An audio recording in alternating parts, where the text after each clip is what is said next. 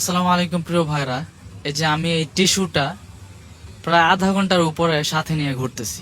এই যে বিচের পারে আছি মালদ্বীপের, এই সাইডটা আর এই সাইডটা পুরোটা মোট কথা ঘন্টাখানেক কাছাকাছি হবে এই টিস্যুটা নিয়ে ঘুরতেছি যে কোথায় ফেলা যায়। কিন্তু সত্যিকার অর্থে নিচে যে ফেলবো আমার মনই আমাকে বাধা দিচ্ছে, মানে কোনোভাবে ফেলতে পারতেছি না। কারণ এরকম টিস্যু আমি কোথাও মানে ফেলতে দেখি না আর কি, আমি যতটুকু হাঁটলাম। তো এই বিষয়টা আসলে আমাদের কক্সবাজারে আমি দেখেছি যে যার যেভাবে মনে চায় টিস্যু ফেলে, ময়লা ফেলে। তো আসলে শিখার শেষ নাই, বিভিন্ন জায়গায় যেয়ে শিখতে হবে।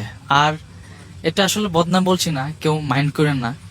সত্যিকার অর্থে আমাদের দেশে, আমাদের কক্সবাজারকে যদি এরকম মালদ্বীপ, অন্যান্য যে জায়গাগুলো দেখে আমরা খুবই অনুপ্রাণিত হই এবং খুবই মহান রবের শুকরিয়া আদায় করি যে এত সুন্দর কেন, ঠিক এই মালদ্বীপের চাইতেও সুন্দর কিন্তু আমাদের কক্সবাজার হতে পারে আমরা যদি একটু সচেতন হই।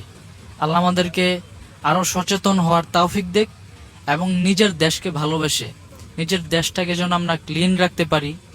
আর যেখানে মনে চায় সেখানে যেন আর ময়লা না ফেলি। এটা সত্যি আমার জন্য যেরকম শিক্ষার, আমাদের সবার জন্য একই রকম।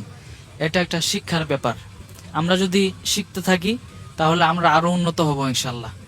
সবার জন্য অনেক অনেক দোয়া, আমার দেশের জন্য অনেক দোয়া। আল্লাহ যেন আমার দেশকে আরো বেশি হেফাজত করে, আমার দেশের মানুষকে যেন আরো বেশি হেফাজত করে, ভালো রাখে। ক্লিন যুক্ত একটা বাংলাদেশ চাই। আল্লাহ আমাদের সবাইকে তৌফিক দিক।